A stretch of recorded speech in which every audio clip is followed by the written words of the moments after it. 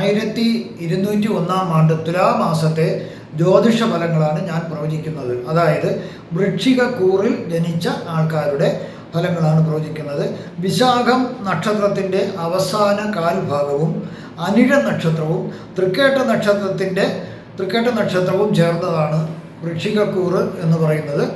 ഇതിൽ 18/10/2025 മുതൽ 16/11/2025 വരെയുള്ള ഒരു മാസത്തെ കാലയളവിലെ പ്രവചനങ്ങളാണ്. 18/10/2025 രാത്രി 9:35 ഗുരു മിഥുനൻ രാശിയിൽ നിന്ന് വിട്ട് കർക്കിടക രാശിയിലേക്ക് വരുന്നു. പുണർന്നം നക്ഷത്രത്തിലാണ് ഗുരു ചേരുന്നത്. ഇത് ഗുരുവിന് കർക്കിടക രാശി ഉച്ച രാശി ആയിരുന്നതിനാൽ വലിയ കുഴപ്പങ്ങളൊന്നും സംഭവിക്കാനുള്ള സാധ്യത കാണുന്നില്ല. ധനലാഭം വരാനുള്ള സാധ്യതയുണ്ട്. ഗുരുവിൻ്റെ മാറ്റം മുഖാന്തരം ഭാര്യാസുഖം, പുത്രന് ഗുണങ്ങളൊക്കെ കിട്ടും. പിന്നെ അങ്ങനെയുള്ള പല അധികാരമുള്ള ജോലികൾ കിട്ടുന്നതിനുള്ള സാധ്യതയുണ്ട്. അങ്ങനെ ധാരാളം ഗുണങ്ങൾ ഗുരുവിൻ്റെ മാറ്റം കൊണ്ട് ഉണ്ടാകാം. സ്ഥാനാന്തര പ്രാപ്തി ലഭിക്കാം, അതായത് പ്രൊമോഷൻ ലഭിക്കാം, അല്ലെങ്കിൽ കുറച്ചുകൂടി മെച്ചമുള്ള ഒരു ജോലി ലഭിക്കാം. ഈ ജോലി വിട്ട് വേറെ ബെറ്റർ ജോബായിട്ട് ഉള്ളത് ലഭിക്കേണ്ട സാധ്യതയുണ്ട്. പുതിയ വ്യാപാര സ്ഥാപനം തുടങ്ങാം, അല്ലെങ്കിൽ ഇനി വേറെ ബ്രാഞ്ചുകൾ വേണമെങ്കിൽ അത് തുറക്കാനുമുള്ള സാധ്യത കാണുന്നുണ്ട്. ഈ മാസത്തിൽ കുടുംബത്തിന് ഐശ്വര്യം നിലനിൽക്കും. നല്ല രീതിയിലുള്ള സമ്പൽ സമൃദ്ധിയും മനസ്സമാധാനവും ഒക്കെ കുടുംബത്തിൽ നിലനിർത്തും. എന്തെങ്കിലും അസുഖങ്ങളുണ്ടെങ്കിൽ അതെല്ലാം ഈ തുലാമാസത്തിൽ കുറേയൊക്കെ കുറവ് വരുന്നതിനുള്ള സാധ്യത കാണുന്നുണ്ട്. ശുഭകർമ്മങ്ങൾ പലതും കുടുംബത്തിൽ നടക്കുന്നതിനുള്ള സാധ്യത കാണുന്നുണ്ട്. മാനഹാനി വരാതിരിക്കുന്നത്, എന്തോ രീതിയിൽ ഒരു ആപത്തായിട്ടുള്ള മാനഹാനി വരാതിരുന്നത് അതങ്ങ് മാറിപ്പോയതായിട്ടാണ് കാണുന്നത്.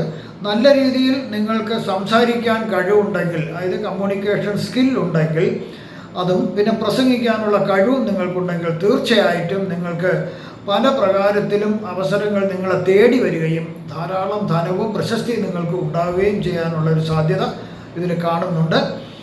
സംവാദം നടത്തി അതിലും ഉള്ള ധാരാളം നേട്ടങ്ങൾ ഉണ്ടാകുന്നതിനുള്ള സാധ്യതയും കാണുന്നുണ്ട്. ഏതു കാര്യത്തിന് ഇറങ്ങിത്തിരിച്ചാലും അത് മിക്കവാറും എല്ലാം പരിപൂർണമായി നല്ല നിലയിൽ അവസാനിക്കുന്നതിനുള്ള സാധ്യത കാണുന്നുണ്ട്. പിന്നെ ചില ഗ്രഹങ്ങൾ മോശം രാശിയിൽ കൂടി സഞ്ചരിക്കുന്നതിനാൽ മോശഫലങ്ങളും പ്രതീക്ഷിക്കാവുന്നതാണ്.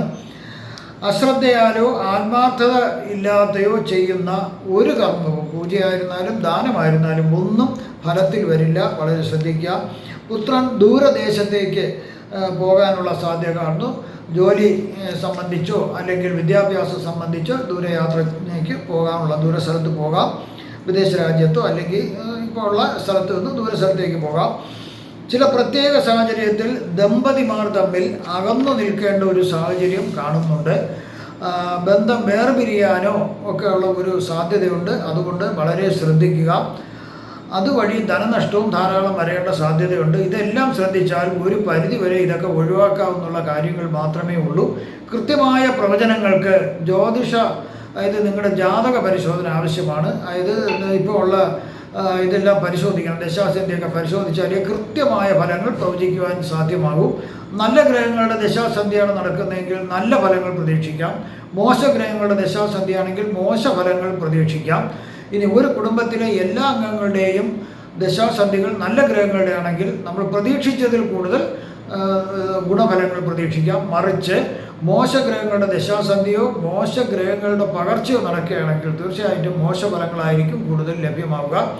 ഒരു ജ്യോതിഷ പണ്ഡിതനെ കണ്ട് ജാതക പരിശോധന നടത്തി അദ്ദേഹത്തിൻ്റെ അഭിപ്രായപ്രകാരം അല്ലെങ്കിൽ നിർദ്ദേശപ്രകാരം ഏതെങ്കിലും തരത്തിലുള്ള പരിഹാര പൂജകൾ ആവശ്യമാണെങ്കിൽ നിങ്ങളാൽ കഴിയുന്ന രീതിയിലുള്ള ചെറിയ പൂജകളൊക്കെ നിങ്ങൾ ചെയ്യുക. അതൊക്കെ കുറേയൊക്കെ പരിഹാരം ഉണ്ടാകും. ഈ ദോഷങ്ങളൊക്കെ നിങ്ങൾക്ക് ജ്യോതിഷപരമായോ വാസ്തുപരമായോ മുഹൂർത്തപരമായോ പൂജപരമായോ ഉള്ള കാര്യങ്ങൾക്ക് എന്നെ ഫോണിലോ വാട്സപ്പിലോ ബന്ധപ്പെടുക.